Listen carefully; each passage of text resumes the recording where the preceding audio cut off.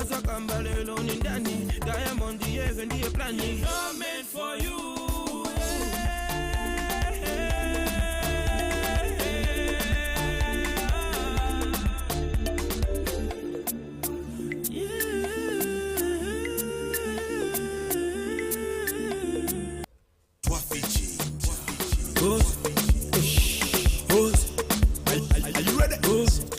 Welcome back. I am in studio with a very interesting man, Africanos Coffee Akosa. Now he's West African and he owns Bitcoin. I do not own Bitcoin. Oh my man!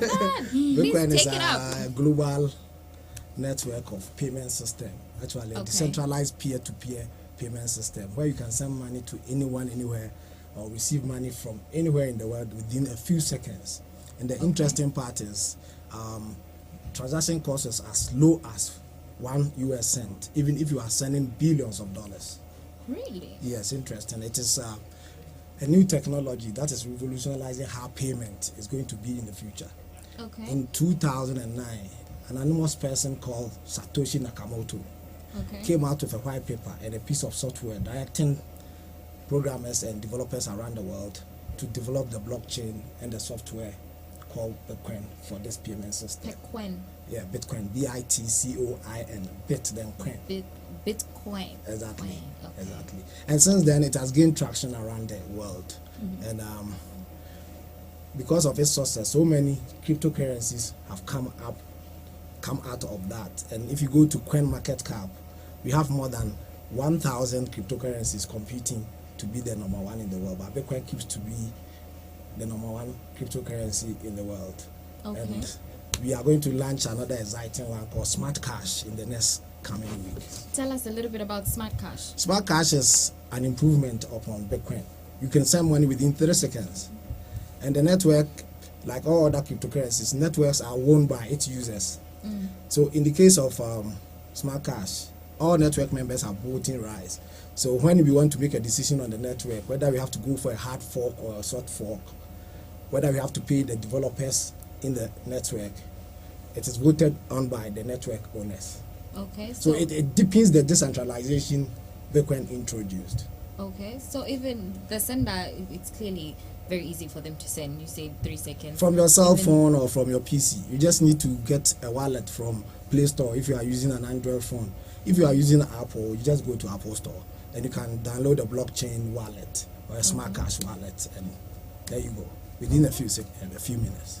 Now you know how we love free things. So the app is free online? It's free. It's just basically about loading your wallet. You need to go to an exchange or send money to an exchange that will send you Bitcoin or Smartcash.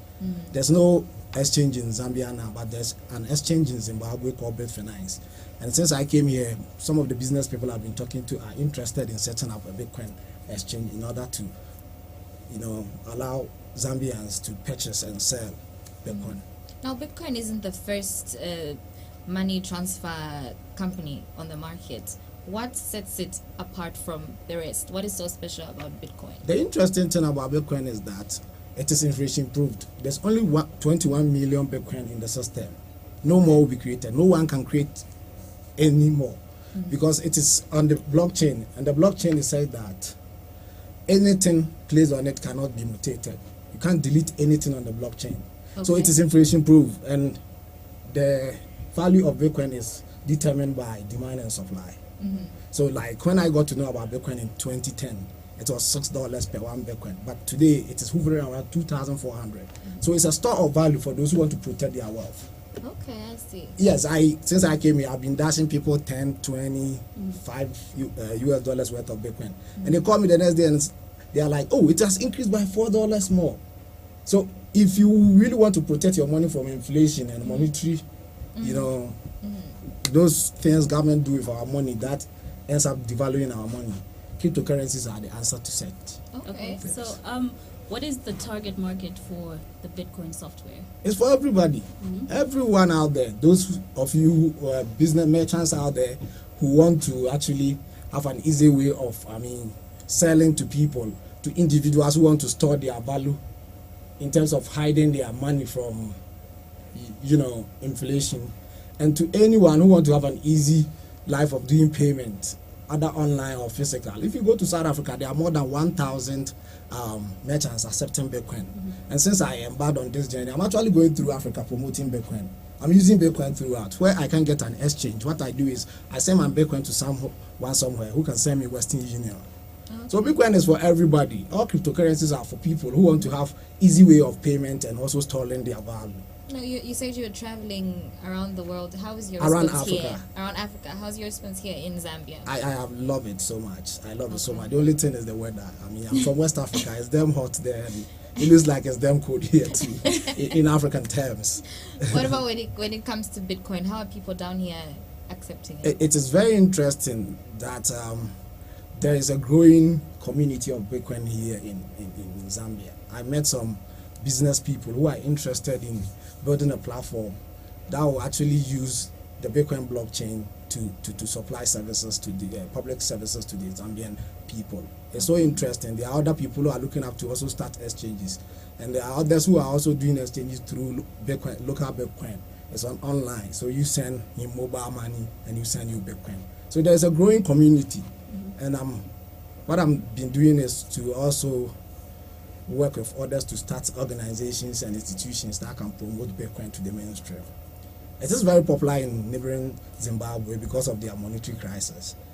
Yes, if you go to pay finance in Zimbabwe, you see a whole lot of people who are coming there to pay local currency for bit finance to buy stuff for them from outside, do cross-border payment and cross-border trade. Okay. So it is gaining traction over there, and even in Botswana, where another woman called Alankanani Aitalang is running the Satoshi Center. But well, I don't think people are so much ignorant about this here. Last night I had a meetup at the Chops and Hops restaurant, and most of the people who came there knew about Bitcoin already. So what other methods are you using to disseminate this information to people about Bitcoin? We are hoping there will be Zambians ready to set up organizations to promote Bitcoin and advocate for it, and also do policy formulation to actually let those in government understand that these are some of the things that can leverage development and financial freedom for Zambians. Okay. Well, that was very informative. Thank you so much, Thank Mr. you, British. Thank you, British. Africanus Thank you for Coffee having me. Akosa. Thank you for having me. I said it right. Yeah, you said it right. Perfect. You said it right. So that was Mr. Akosa on Bitcoin. Now, when we come back, I did have an interview with Yvonne Mulala, who is an education officer at the Lusaka National Museum. So we'll have that right after this. Find out who a smile on you.